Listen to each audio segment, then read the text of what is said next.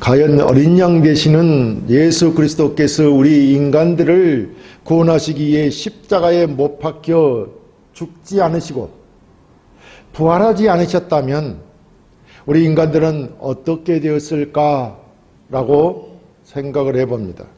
우리는 여전히 그러면 죄 가운데서 허우적거리며 마귀의 종이 되어 지옥공별에 처해질 아무런 소망도 없는 자가 되었을 것입니다.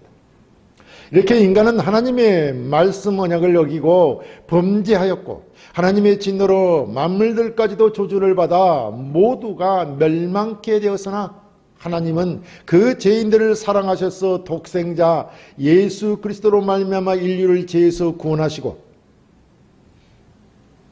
또 하나님의 아들이셨던 그리스도께서 인간의 몸을 입고 이 땅에 오셔서 십자가를 지시고 죽으셨습니다. 우리 인간들을 구원하시고자 말입니다. 하나님은 이렇게 그의 아들의 순종하심으로 그를 지극히 높여 하나님의 보좌 우편에 앉게 하셨습니다. 바로 어린 양 되시는 예수 그리스도는 모든 죄인들을 위해 목숨을 버리셨기에 그를 죽은 자 가운데서 살리시고 승천하게 하시어 그에게 모든 능력과 찬송과 경배를 받으시기에 합당한 자로 삼으신 것입니다. 그렇습니다. 우리 죄인들을 온전케 하시려고 믿음의 창시자요 완성자가 되시는 그리스도 예수께 경배와 찬양을 드리는 것이 마땅하다 할 것입니다. 이제 모든 피조물이 주 예수 그리스도께 더 가까이 나아가 영광과 찬송을 드리며 은혜 받기를 원합니다. 첫째, 네 생물과 24장로들이 드리는 경배와 찬송입니다. 본문 8에서 10절에 그 두루마리를 취하며 네 생물과 24장로들이 그 어린 양 앞에 엎드려 각각 검은고와 향이 가득한 금대접을 가졌으니 이 양은 성도의 기도들이라. 그들이 새 노래를 불러 이르되 두루마리를 가지시고 그 인봉을 떼기에 합당하시도다.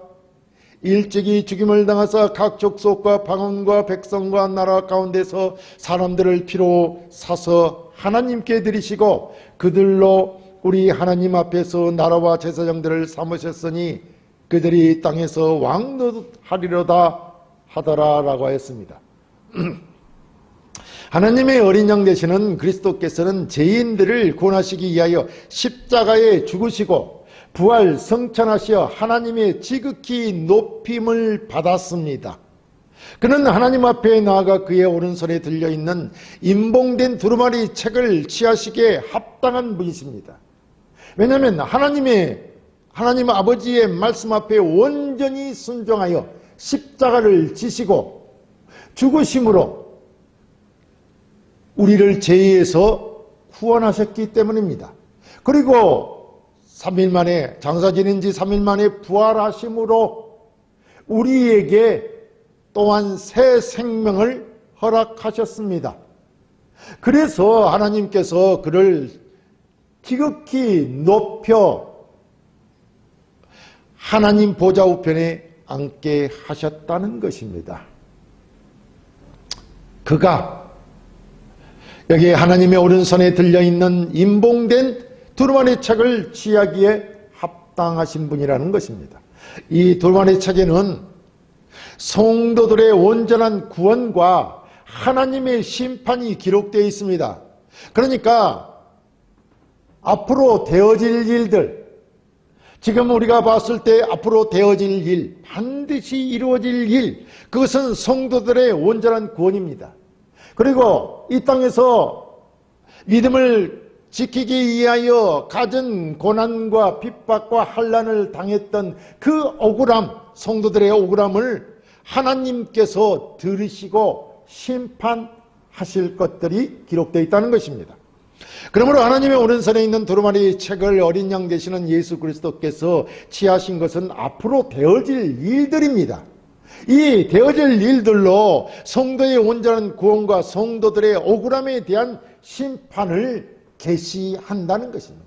시작하시겠다는 것입니다. 그 일들이 이제 6장 이하에서 펼쳐지는 것입니다.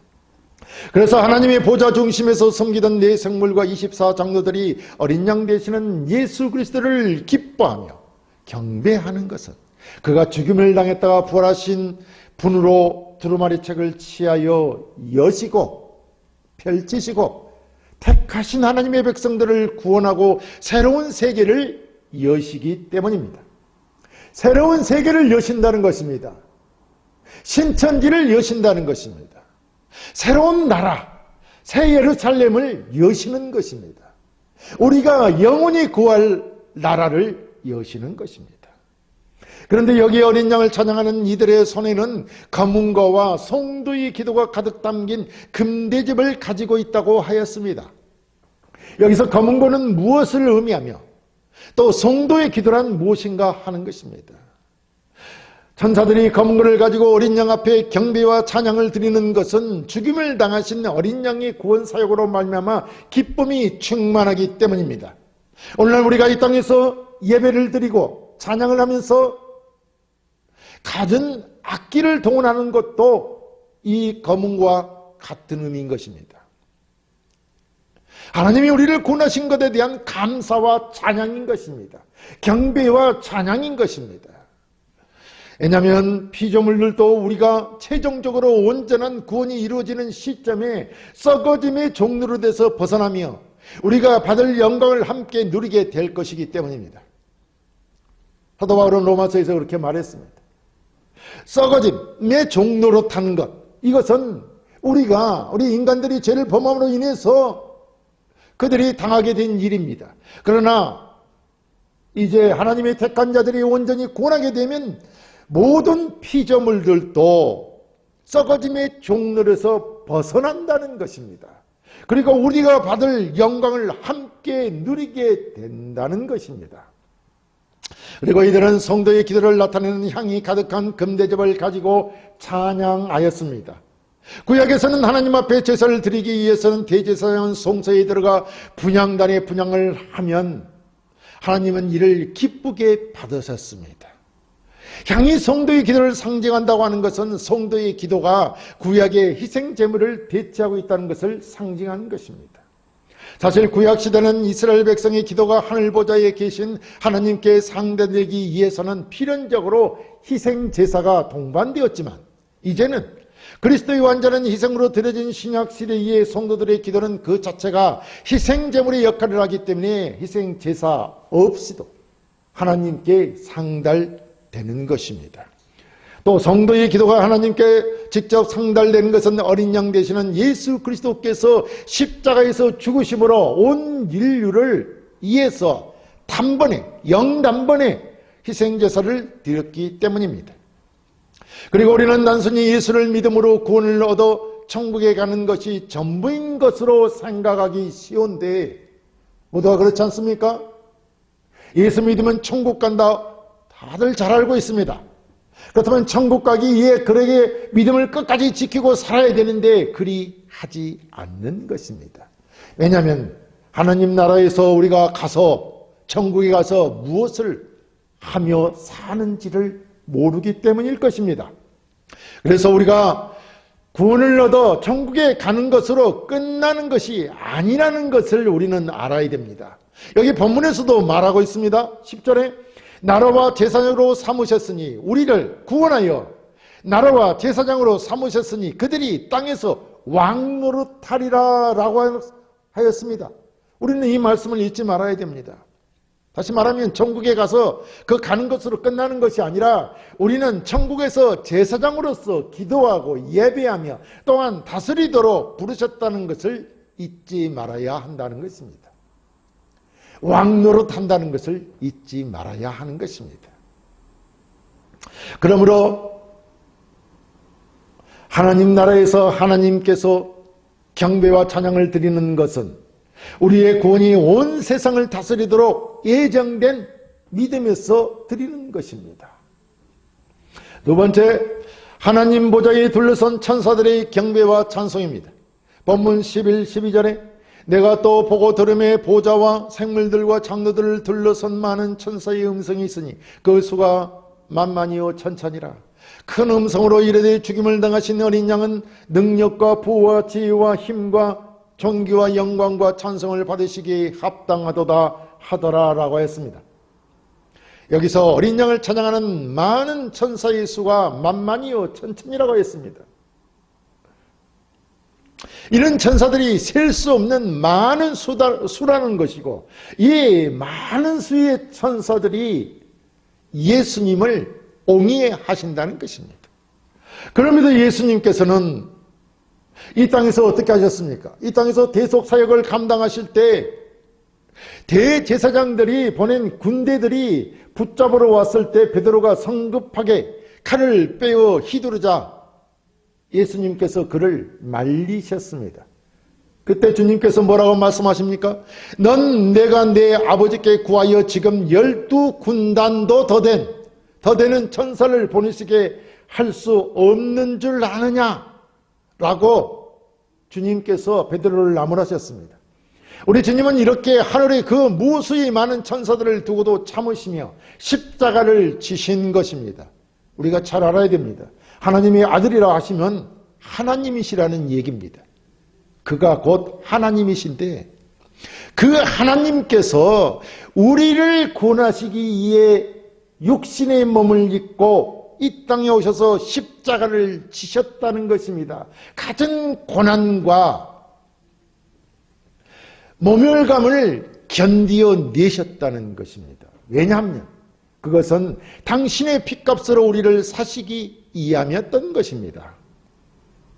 그러니 우리 주님께서는 스스로 죄에 팔려 사망의 노예가 되어 있는 자들을 그 피로 값주고 사서 하나님께 드리고 왕으로 삼으시기 위해서 그 많은 천군 천사들을 두고도 이 땅에서 많이 참으신 것입니다. 이 모든 고난을 주님께서 참으신 것은 우리를 죄에서 구원하기 위함이 아니고 무엇이겠습니까? 이사야 선지자는 이렇게 어린 양 되시는 그리스도의 고난에 대해 아주 잘 표현하고 있습니다. 그는 우리의 직을 지고 우리의 슬픔을 당하였고 우리의 허물 때문에 찔림을 받았으며 우리의 죄 때문에 상함을 당하시고 채찍에 맞아 우리를 낫게 하셨다라고 이사야 선지자는 말하고 있습니다. 우리의 고난, 주님의 고난은 순전히 우리의 죄악을 담당하셨기 때문인 것입니다. 우리 인간의 죄와 허물로 가득한 자들을 위해 그토록 오래 참으시고 고난을 당하셨다는 것입니다. 이렇게 어린 양 되시는 그리스도께서 죽임을 당하심으로 우리가 구원을 얻어 하나님의 자녀로 천국에서 그의 나라와 제사장을 삼으시고 왕 노릇을 하게 하였으니 어찌 경배와 찬송을 받으심이 마땅하지 않겠습니까? 그래서 죽임을 당하신 어린 양은 능력과 부와 지혜와 힘과 존귀와 영광과 찬송을 받으시기에 합당하도다라고 천사들이 합창을 하고 있는 것입니다. 우리가 알아야 하는 사실은 어린 양 되시는 예수 그리스도께서 죽임을 당하심으로 하나님의 백성들이 구원을 받았기에 하나님과 동등한 경배를 받으시기에 합당하다는 것입니다. 이는 사실 하나님이 계획하시고 뜻하신 바를 이루시기 위해 어린 양께서 죽으심으로 하나님의 구속의 역사를 새로운 단계로 실현해 가심으로 하나님이자 사람으로서 존귀와 경배를 받으셔야 한다는 것입니다. 그렇지 않습니까? 사실 어린 양 되시는 그리스도께서는 죄와 사망을 이기시고 마귀의 일을 멸하심으로 땅과 하늘의 진정한 왕이 되셨습니다. 과연 천지 만물 중에 그 어느 누가 이 일을 할 수 있겠습니까? 하늘의 천사들에도 이 일은 불가능한 일인 것입니다. 그러므로 하나님이시면서 인간의 몸을 입고 오셔서 죽임을 당하시고 하나님의 백성들을 구속하신 어린 양 예수 그리스도께서 하늘의 천사들이라도 경배와 찬송을 드리는 것은 마땅하다 할 것입니다. 그가 진정한 하늘과 땅의 왕이시기 때문입니다. 세 번째, 모든 피조물이 드리는 경배와 찬송입니다.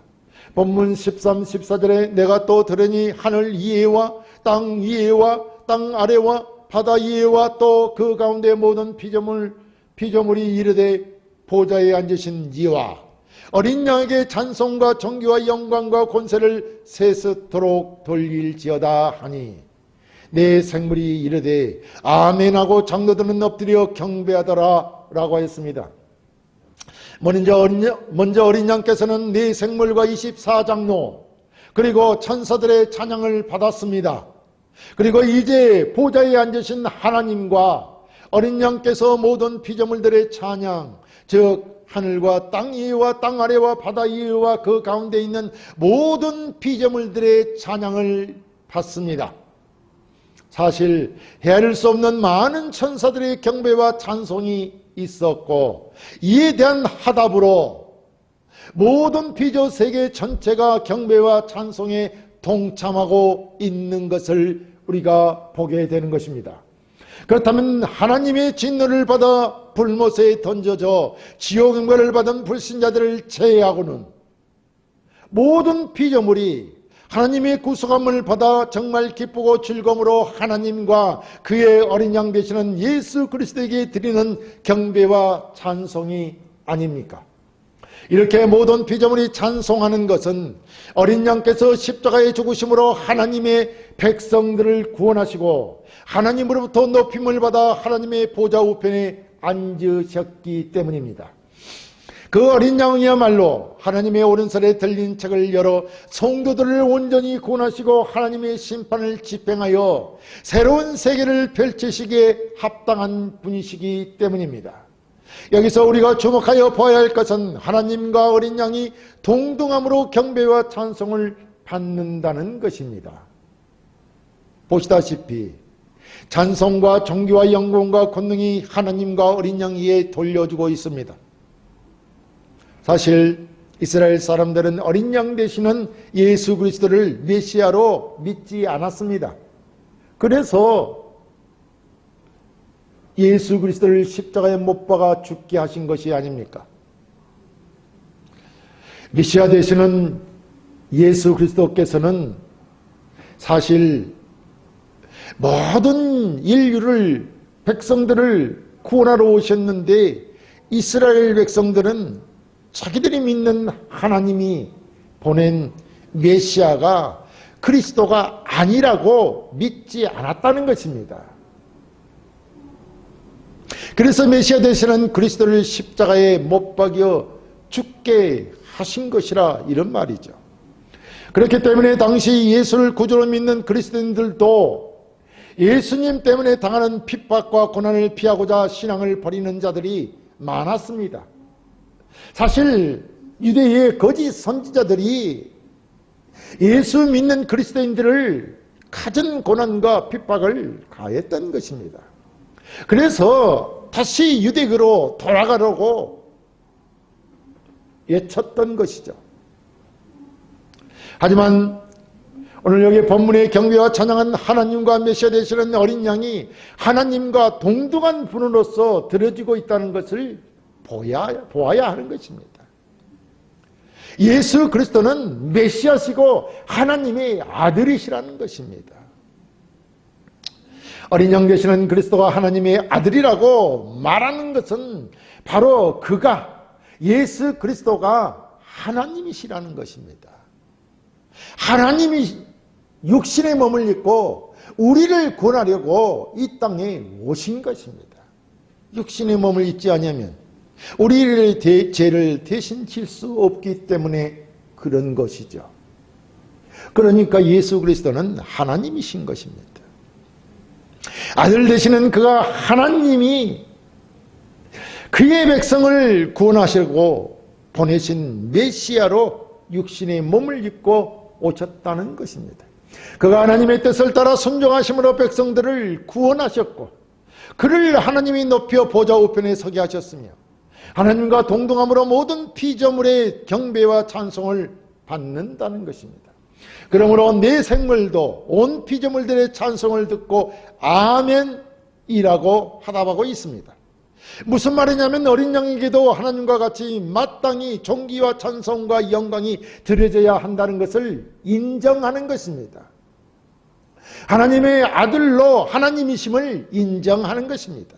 또 24장로들은 하나님과 어린 양의 영광과 위엄에 압도되어서 엎드려 경배하고 있는 것입니다.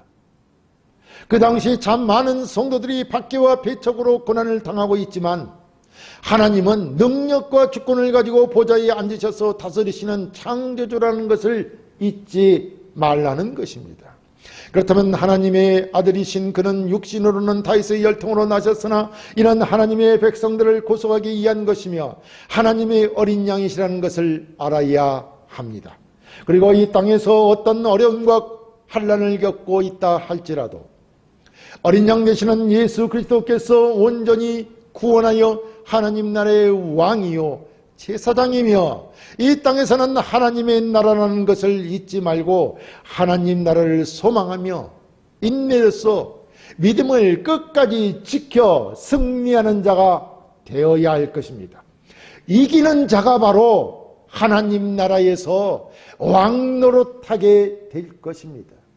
믿음을 끝까지 지키는 자가 하나님 나라에서 영생복락을 누리며 주와 함께 왕 노릇하게 된다는 것입니다. 사랑하는 성도 여러분, 우리는 온 우주의 역사의 중심이 하나님의 아들 예수 그리스도임을 알아야 합니다.